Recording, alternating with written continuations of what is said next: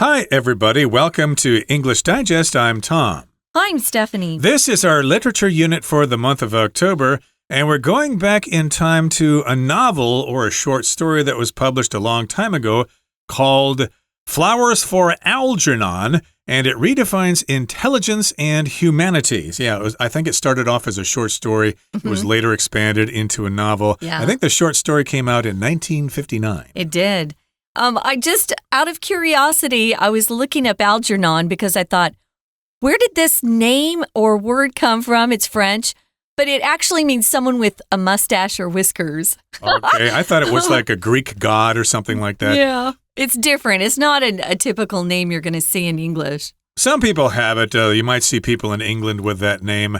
But in this particular case, the mouse, his name is Algernon, which we'll find out about in a few minutes. So let's get to it, everybody. Let's find out what this story is all about. Let's listen to the first part, and we'll be right back. Flowers for Algernon redefines intelligence and humanity. Charlie Gordon, though 32 years old, functions intellectually at an IQ level of only 68, well below average. He works as a janitor in a bakery and struggles with tasks that most people find simple.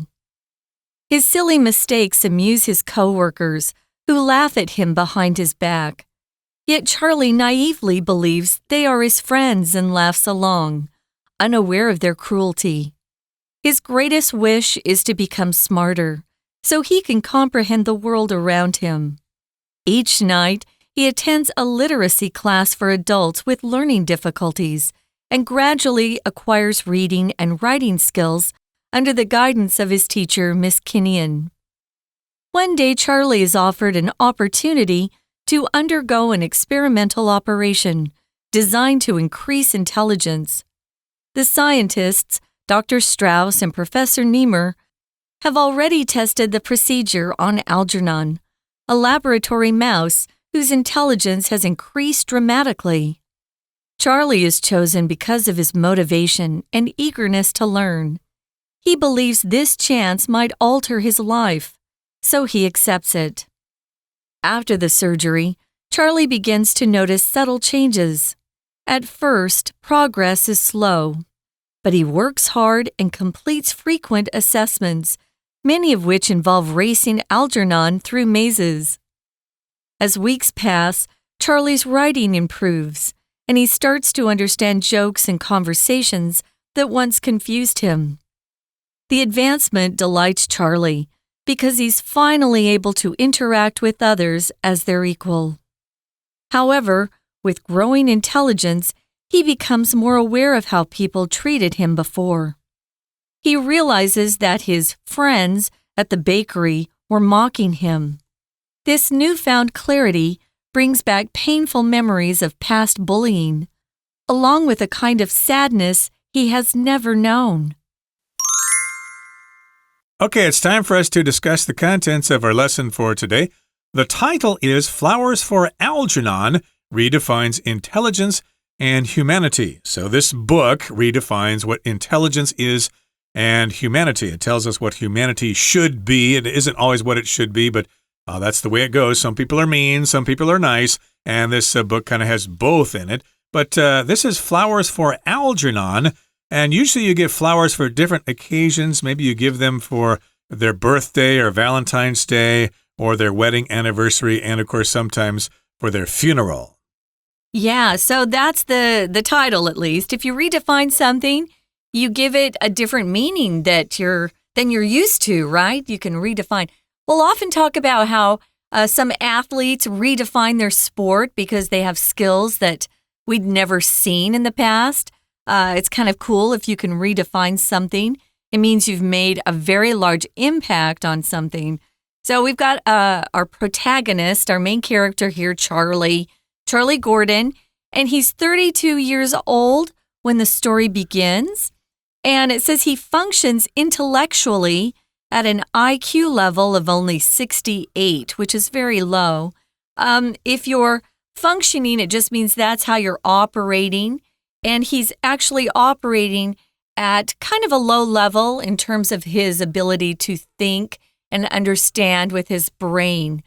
Now, we all know what intellect means. That's your ability to think. Intellectually just means having something to do with how you think or understand something. Something mentally, something cognitively. Sometimes you'll hear cognitively. So he functions at an IQ level of only 68. Your IQ is your intelligence quotient. Quotient is a number, a figure like math, a figure. And they test us all, I think, when we go to school. I don't know how accurate IQ tests are, but being successful in life isn't just about your IQ. You can have a really high IQ and not be very good emotionally with people. So that holds you back. So don't worry about your IQ number, whatever it might be. Although some of you out there, I'm sure, want to brag. You can have a really high IQ level and not really be successful. So it's a combination of factors that we need as people, as human beings, to succeed in life. Right. People with low IQ oftentimes suffer from mental retardation, but we don't really call it that anymore. It's kind of not PC. I think the new term is intellectually challenged or intellectually disabled or something. Those are kind of long. I think you could just say special people, basically. And in this particular case, yeah, he's kind of slow mentally. He works as a janitor in a bakery and struggles with tasks that most people find simple. So luckily, he's got a job here. He works as a janitor. That's somebody who basically cleans up after everybody else. They clean the toilets, they sweep the floor, they take out the garbage and stuff like that. So that's what a janitor does. In this particular case, he does this in a bakery, and he struggles with those tasks. Okay, maybe he has trouble actually trying to sweep the floor. Maybe he misses areas. He doesn't sweep all the dust into the dustpan or whatever. So yeah, he struggles with those tasks. But most people will find those tasks simple. They can do it even with their eyes closed.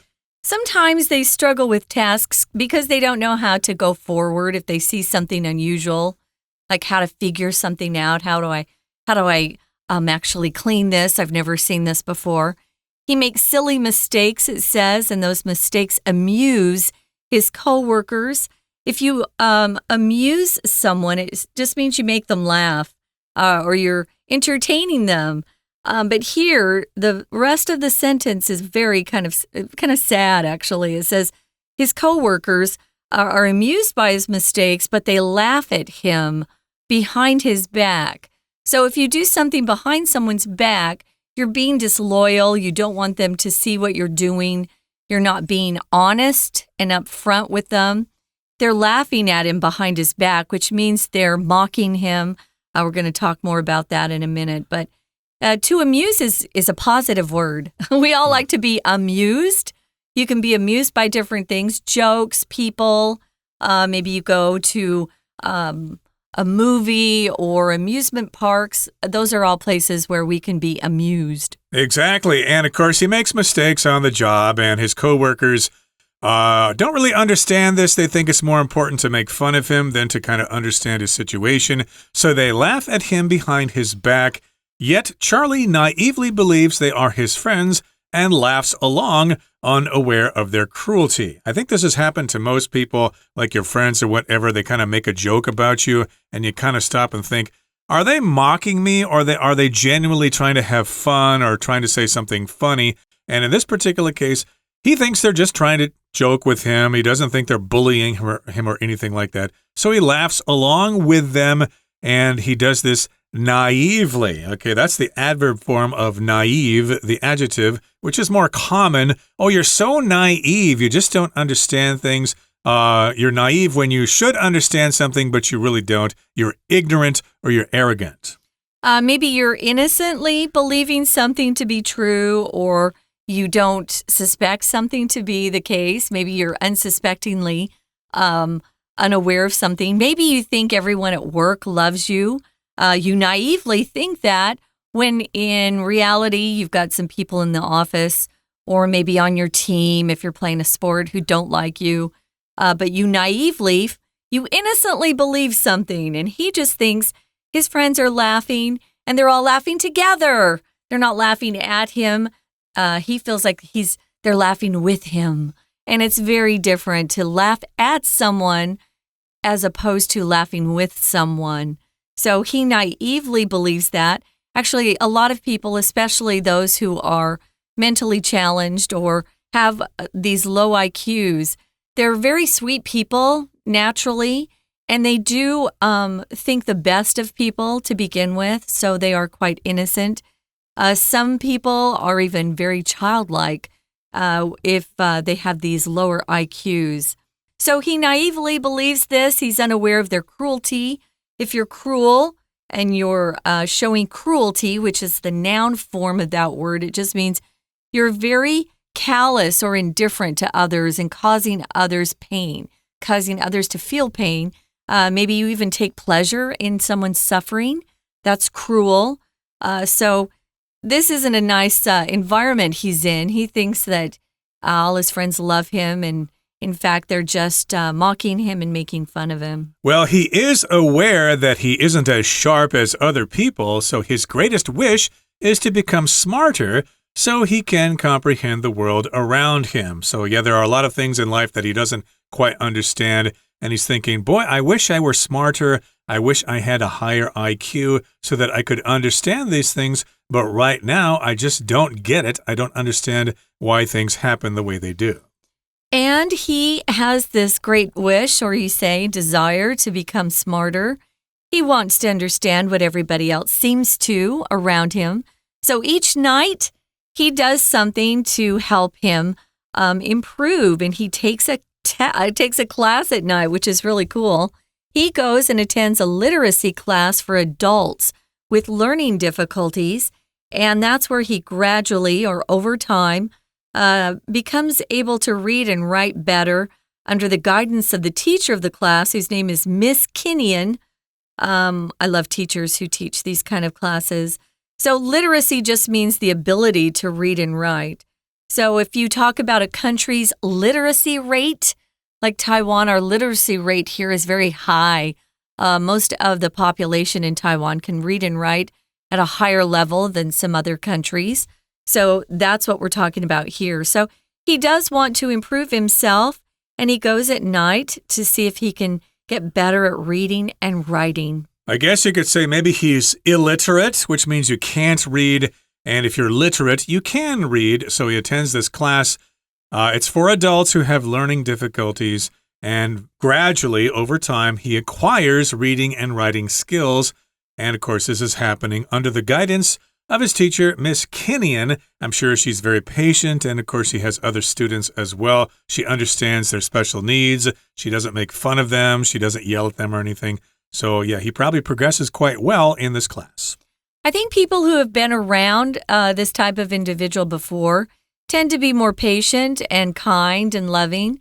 But if you've never had the experience of being around someone who is a little slower, you might get impatient and maybe be a little unkind. But I love to see it when adults especially take the time to help these people progress and improve and show a lot of kindness and love. We're going to talk more about this, guys, but right now we're going to take a quick break, listen to our Chinese teacher, and then we'll be back. Hello everyone, 我是 Patrick. 今天讲解的是 Flowers for Algernon Redefines Intelligence and Humanity. 这是这个单元第一天的课文内容。好，本单元介绍的是一部创作文学，属于科幻小说。大家求学过程里面，是否也曾经觉得自己脑子不够灵光？如果能够交换脑袋或者变聪明就好了。不过，变聪明真的是一件好事吗？看完这则故事，大家再问问自己。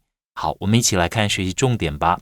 请大家看到第一段第一个句子，请特别注意两个逗点之间的 though 32 years old 这个部分。好，这是属于插入句。那由于呢，由 though 所引导的副词子句，它的主词和前面这个主要子句的 Charlie Gordon 其实是同样的指称对象，所以呢，我们可以把 though he is 32 years old 这里的 he 省略掉。不过光省略掉主词是不可以的，请特别注意后面的这个 be 动词 is， 那我们也要把它变成 be 原形动词再加上 ing。那一般而言，我们在副词子句省略里面的这个 being 也会一起省略掉，所以我们才会看到 Charlie Gordon, though 32 years old。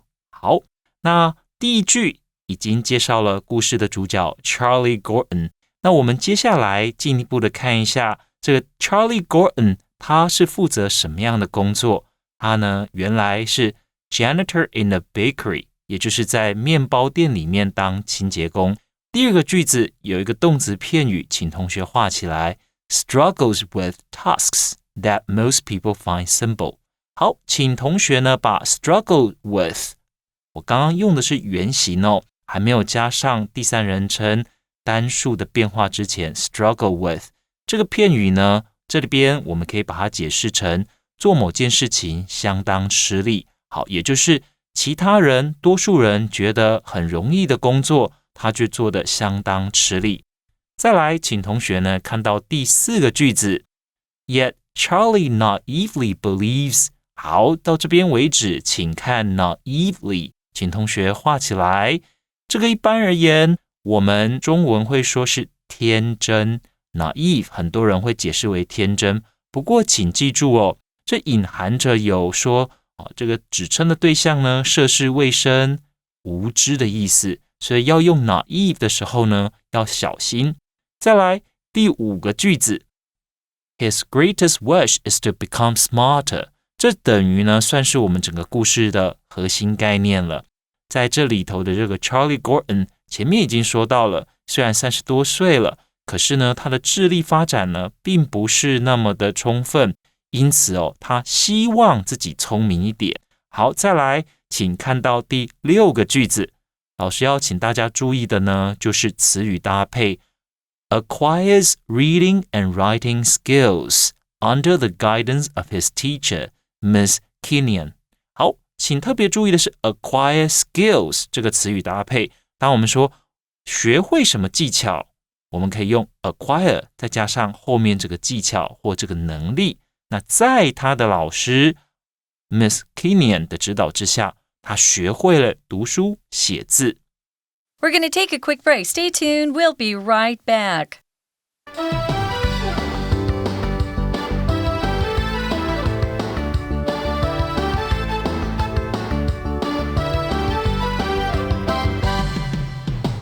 Welcome back, everybody. We're going to continue with our summary of our featured work of literature for the month of October, Flowers for Algernon. We did not mention that this is kind of a science fiction novel, and this is where it starts to get a little fantastical because science nowadays does not have this particular skill, but let's find out what this is. It says, one day, Charlie is offered an opportunity to undergo an experimental operation designed to increase intelligence.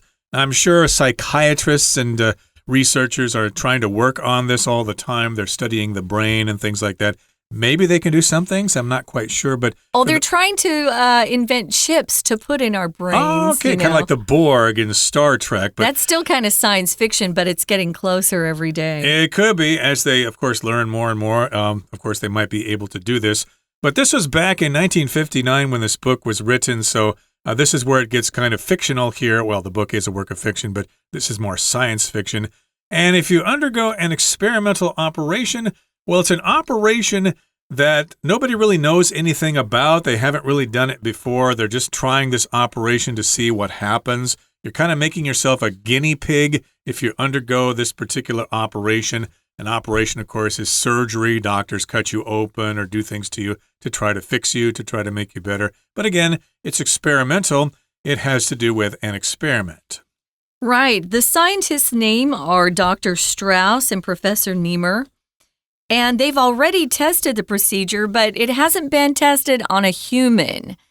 This procedure has been tested on a mouse whose name is Algernon. They actually named the mouse. It's a laboratory mouse. A laboratory is the long formal word for the word lab. Most of us just say lab. If you're in science class, you'll go to the laboratory and conduct experiments. That's where it happens. So they've got a mouse lab whose name is Algernon, and they've already tested the procedure on the mouse. And sometimes how the mice react can be similar to how a human might react, but not always. And we know that even today, even with medicine, they're experimenting with vaccines on us because they say they tested them on mice. The problem is they haven't had enough time to see the long-term results. And we still are going through that today with some of our medicine. They tell us, oh, it's great, but they don't tell us that in 10 years it'll kill us. Well, sometimes, of course, it's a life or death situation. Could be, so yeah. You might need to actually have the operation anyway. Otherwise, you're going to die. I don't think that's Charlie's condition here, but he's given the choice, and I guess he chooses to have this operation. And Charlie is chosen by the doctors because of his motivation and eagerness to learn. So if you have motivation, you really want to do something, you have a strong desire to do this sort of thing. Of course, if you're hiring people for your company, you want to see your employees highly motivated. To motivate, of course, is the verb. Motivation is the noun here. He has motivation, or we could say he's very motivated, and he is eager to learn. So they're thinking, hey, you're the right person for our experimental surgery. We know he has the right motivation already because he signed up for that literacy class at night.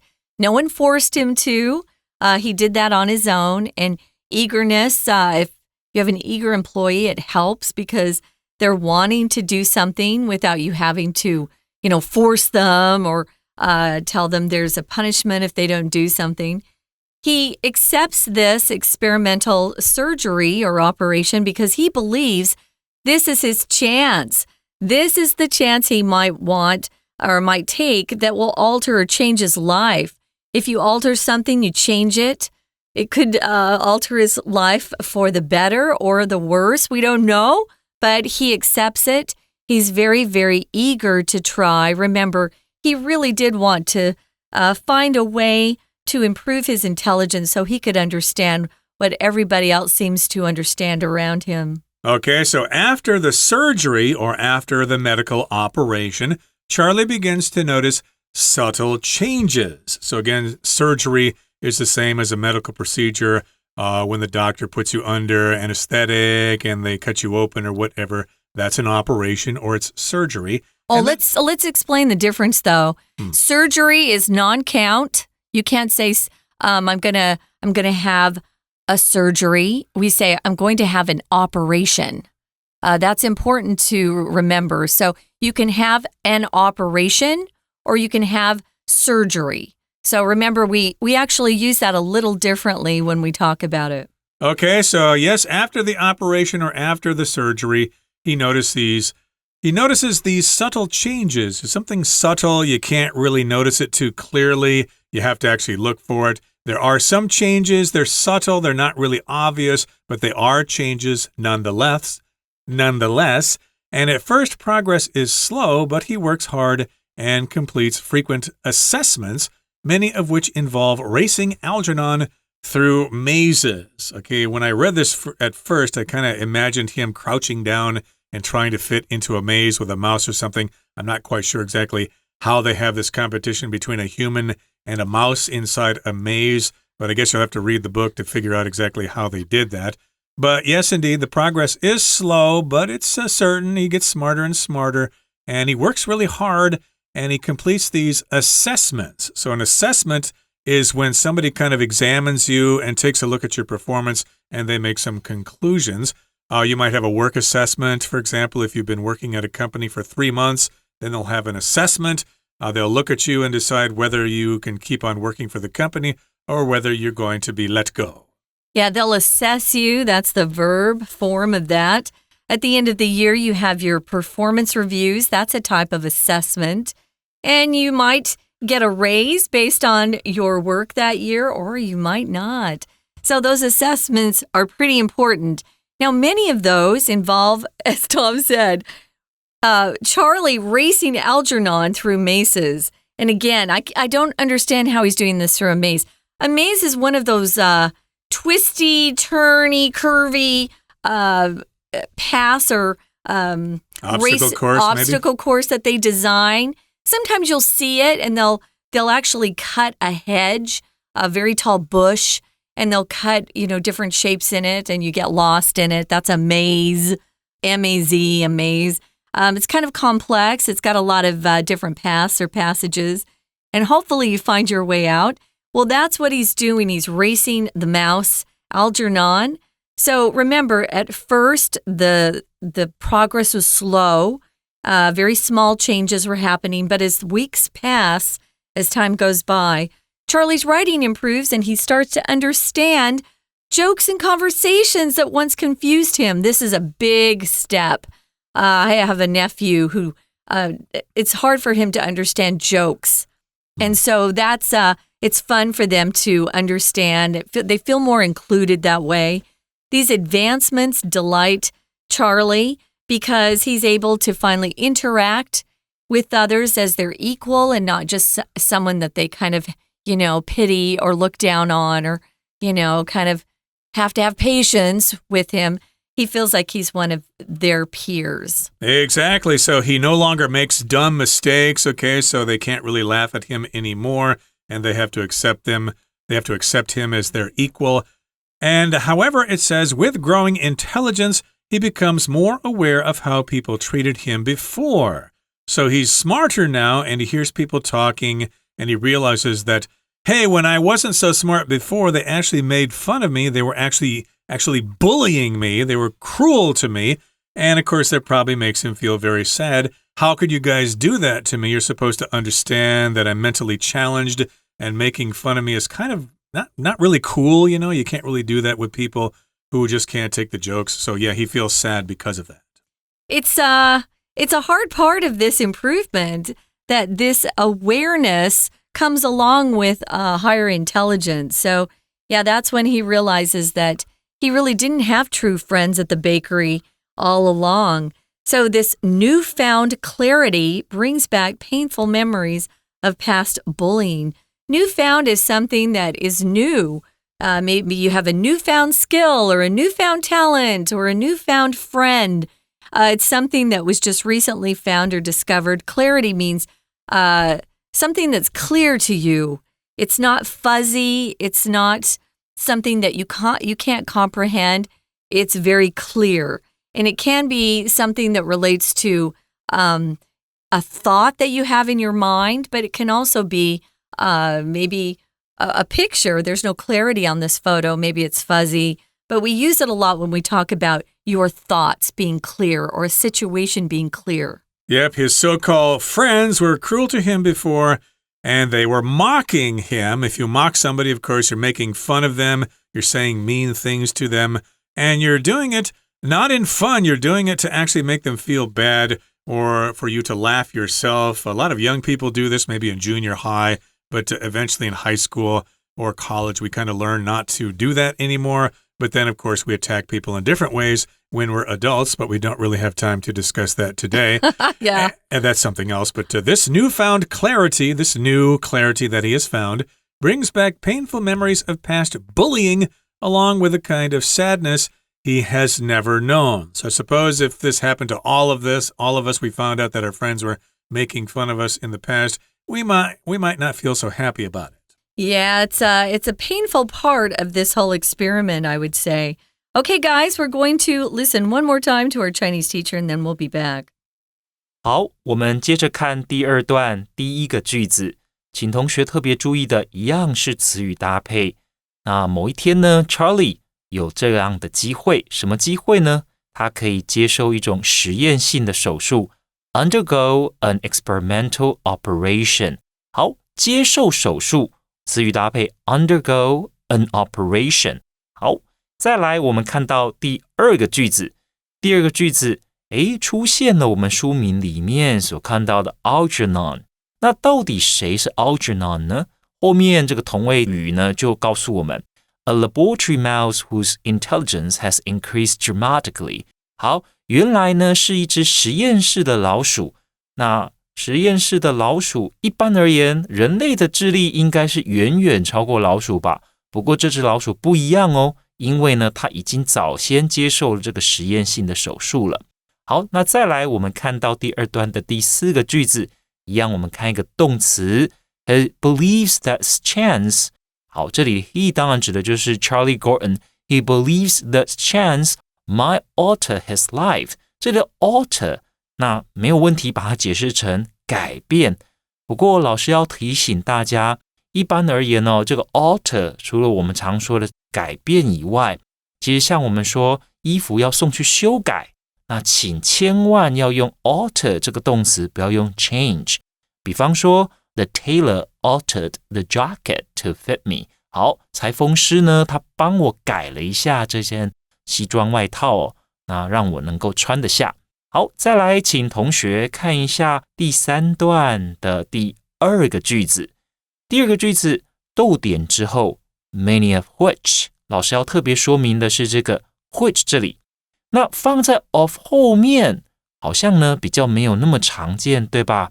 但是呢一样，这个 which 是关系代名词，它所借指的呢就是前面，它所指称的就是前面的这个 frequent assessments。 好，这评量，那这些评量当中有很多。好，所以呢我们看到关系代名词的时候，请大家务必要确认它所代替所指称的对象到底是什么。